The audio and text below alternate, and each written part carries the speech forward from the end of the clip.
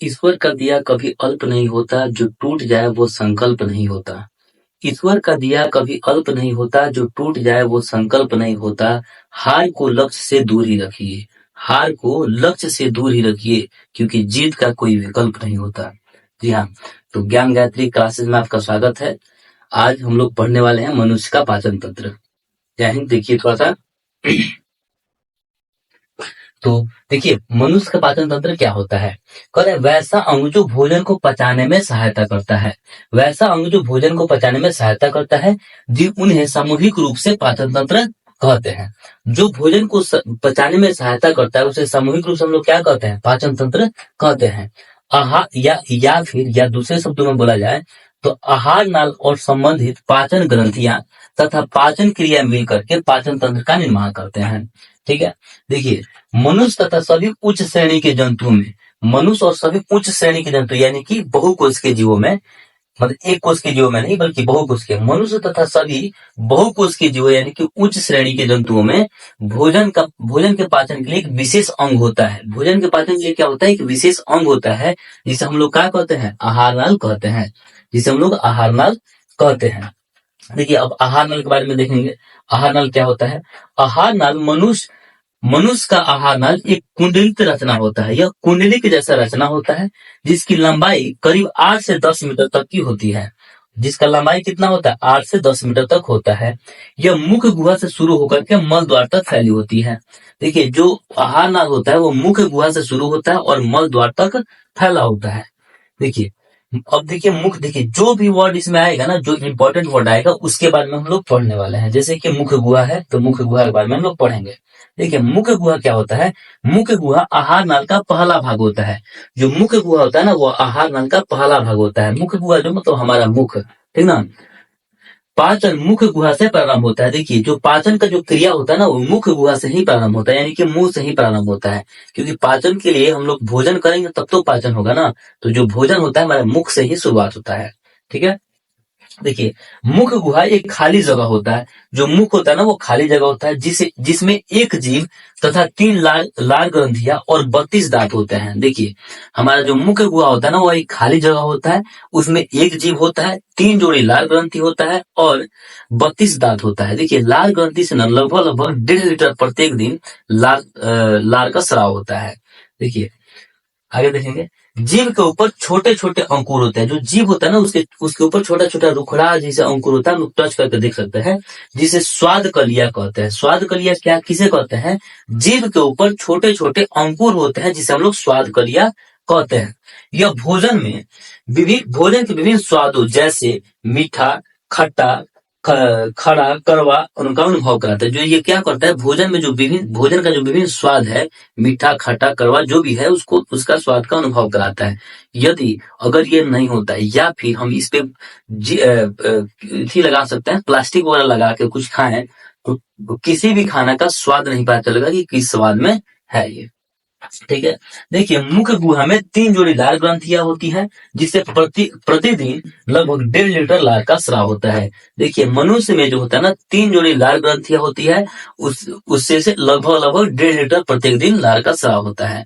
ठीक है, तो अब हम लोग जानेंगे मुख्य गुहा में लार का जो कार्य होता है, लार का क्या कार्य है हमारे मुख्य गुहा में उसके बारे में। तो देखिए लार का जो मुख्य कार्य है वो समझिएगा। देखिए यह मुख्य गुहा को साफ रखती है। क्या कर लार का मुख्य कार्य क्या होता है, मुख्य गुहा को क्या करता है, साफ रखता है।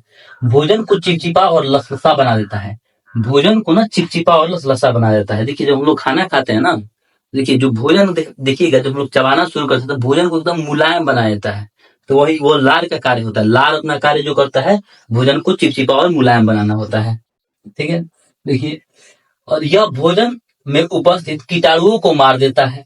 देखिए यह क्या करता है, भोजन में उपस्थित कीटाणुओं को मार देता है। तो देखिएगा कोई भी जो डॉक्टर सलाह देता है खाने के लिए तो बोलता है कि पहले चबा कर खाइए, अच्छा से चबा चबा कर खाना खाया जाता है। काहे खाया जाता है कि जो भी भोजन में कीटाणु वगैरह चला गया होगा उसको चबाने से ना उसमें बढ़िया से मिक्सिंग जब होता है तो उसमें का जो कीटाणु होता है उसको मार देता है। इसलिए हमेशा याद रखिएगा भोजन को चबा करके ही खाया जाता है। ठीक है, तो ये और भी उसका कार्य जो है मारता है। तो देखिएगा, कोई भी जो डॉक्टर सलाह देता है खाने के लिए तो बोलता है कि पहले चबा कर खाइए, अच्छा से चबा चबा कर खाना खाया जाता है। काहे खाया जाता है कि जो भी भोजन में कीटाणु वगैरह चला गया होगा उसको चबाने से ना उसमें बढ़िया से मिक्सिंग जब होता है तो उसमें का जो कीटाणु होता है उसको मार देता है। इसलिए हमेशा याद रखिएगा, भोजन को चबा करके ही खाना खाया जाता है। ठीक है, देखिए और भी उसका कार्य जो है, यह स्टार्च को शर्करा कार्बोहाइड्रेट में बदल देता है। यह स्टार्च को शर्करा कार्बोहाइड्रेट में भी बदल देता है। और क्या करता है, देखिए यह स्टार्च को शर्करा और कार्बोहाइड्रेट में बदल देता है। तो ये जो होता है लार का लगभग मुख्य कार्य जो इसके बारे में है। ठीक है, और हम लोग पढ़ेंगे दांत के बारे में। हम क्या बोलते हैं, एक एक करके सबके बारे में पढ़ेंगे। हम लोग मुंह के बारे में पढ़ रहे थे, जीभ के बारे में पढ़ रहे थे, उसके बाद से हम लोग कहाँ आएंगे, दांत के बारे में। दांत के देखिए क्या होता है, दांत में सर्वाधिक मात्रा में कैल्शियम पाया जाता है। देखिए इसमें क्या होता है ना, ज्यादा मात्रा में कैल्शियम होता है, इसमें कैल्शियम बहुत ज्यादा होता है। मानव दांत के दो परत होते हैं। मानव दांत के जो दांत होता है वो उसका दो परत होता है। बाहरी परत को इनामेल कहा जाता है। बाहरी परत को हम लोग क्या कहते हैं, इनामल कहते हैं। जबकि आंतरिक परत को डेंटाइन कहलाता है। जबकि आंतरिक जो परत होता है उसको डेंटाइन कहा जाता है। देखिए मानव शरीर का सबसे कठोर भाग दांत का इनामेल होता है। देखिए जो मानव शरीर जो होता है ना, मानव शरीर का जो सबसे कठोर भाग होता है वो दांत ही होता है। ठीक है, जो दांत का जो इनामेल होता है वही होता है जो कैल्शियम फास्फोट का बना होता है। जो देखिए ये बना तो जिसका होता है कैल्शियम फास्फोट का बना होता है। और इनामेल दांतों की रक्षा करता है। जो इनामेल होता है ना वो दांतों की रक्षा करने में सहायता करता है। और दांत जो है, देखिए अब ये दांत के बारे में पढ़िए। दांत जो है ना, दांत चार प्रकार के होते हैं। कौन कौन से होते हैं, मानव दांत चार प्रकार के होते हैं।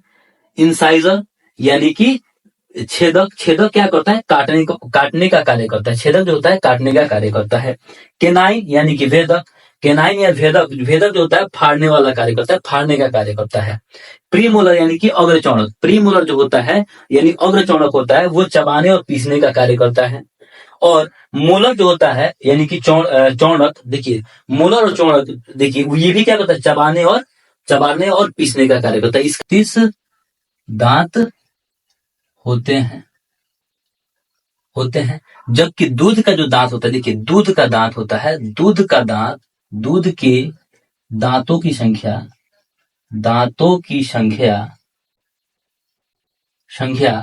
20 होती है। 20 होती है। देखिए एक वयस्क मनुष्य के ना जो मुख में 32 गो दांत होता है, वहीं अगर छोटे बच्चा जो दूध का जो दांत का बात किया जाए वो 20 होता है, जो कि आता है और टूट जाता है। लेकिन जब वयस्क हो जाता है, हम जब लोग एडल्ट हो जाते हैं उसके बाद अगर दांत टूटता है तो नहीं जमता है। लेकिन ये जो दूध का दांत जो टूटता है वो अगर टूट जाने के बाद भी फिर जम जाता है। तो ये जो दांत का जो था, ये दांत का पूरा कंप्लीट हो गया इसमें। ठीक है, तो देखेंगे अब ग्रसनी के बारे में। देखिए जो ग्रसनी जो है, ग्रसनी जो होता है मुख्य गुहा का पिछला भाग होता है। जो मुख्य गुहा जो मुंह का होता है वो पिछला भाग ग्रसनी कहलाता है। इसमें 2 छिद्र होते हैं। इसमें कितना छिद्र होता है, 2 छिद्र होते हैं। पहला होता है निगल द्वार, दूसरा होता है कंठ द्वार। निगल द्वार क्या होता है, देखिए निगल द्वार जो आहार नल का अगला भाग होता है। जो आहार नल होता है ना उसका अगला भाग निगल भाग होता है ग्रस नली में, जो कि ग्रास नली में खुलता है। ठीक ना, देखिए जो निगल द्वार होता है ना वो आहार नल का अगला भाग होता है जो ग्रास नली में खुलता है। वहीं अगर बात की जाए कंठ द्वार का, ठीक ना, देखिए कंठ द्वार जो श्वास नली में खुलता है। ये कहाँ खुलता है, श्वास नली में खुलता है। कंठ द्वार के आगे एक पट्टी जैसी संरचना होती है।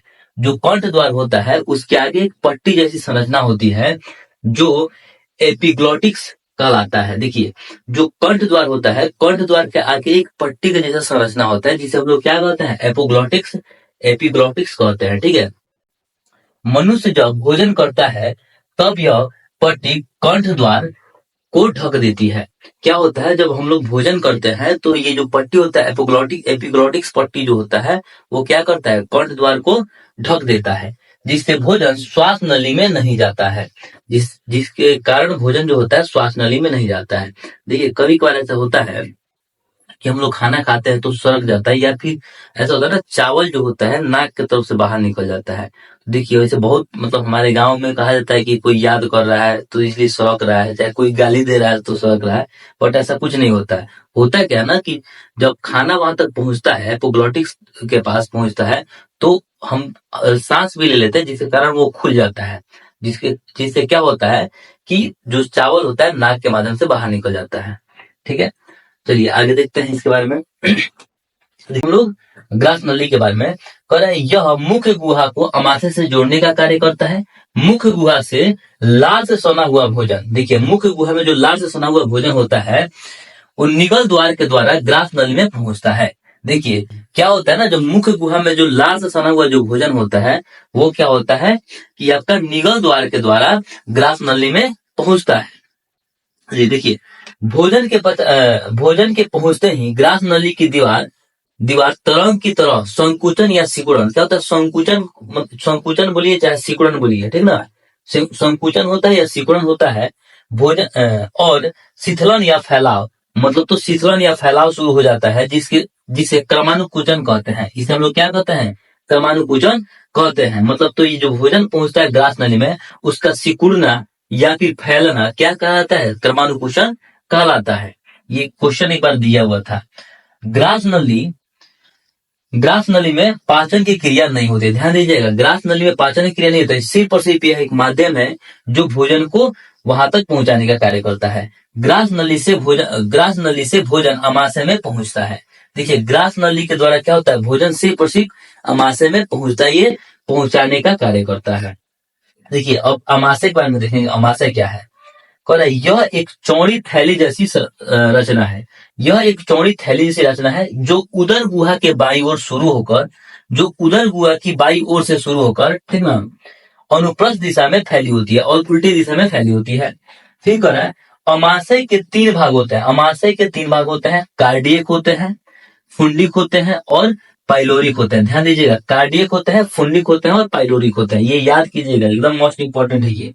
ठीक है, अमाशय का जो 3 भाग होता है, कार्डियक, फुंडिक और पाइलोरिक, ये तीनों का तीनों मोस्ट इंपॉर्टेंट है, उसको याद करना पड़ेगा आपको। ठीक है, देखिए आगे, अमाशय से हाइड्रोक्लोरिक अम्ल का स्राव होता है। अमाशय से क्या होता है, हाइड्रोक्लोरिक अम्ल का स्राव होता है जो कीटाणुओं को मार देता है और भोजन में रेनिन और पेप्सिन, देखिएगा यहाँ पे, अमाशय से हाइड्रोक्लोरिक अम्ल का स्राव होता है जो कीटाणुओं को मार देता है और भोजन को अम्लीय बना देता है। देखिए क्या होता है, देखिए अमाशय में जो होता है हाइड्रोक्लोरिक अम्ल पाया जाता है। देखिए हाइड्रोक्लोरिक अम्ल होता है जो भोजन में आए हुए कीटाणुओं को मार देता है और जो भोजन को ना अम्लीय बना देता है। अगला टॉपिक जो है, अमाशय में जठर ग्रंथि पाई जाती है जिससे जठर रस निकलता है। देखिए अमाशय में जठर ग्रंथि भी पाई जाती है जिससे जठर रस निकलता है। जठर रस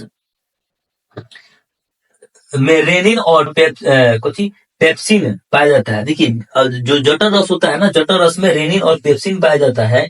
रेनिन दूध को दही में बदल देता है। देखिए जब हम लोग खाना वगैरह खाते हैं तो जो रेनिन जो एंजाइम होता है वो क्या करता है, जो दूध हम लोग खाते हैं उसको दही बना देता है तथा पेप्सिन प्रोटीन का पाचन करता है।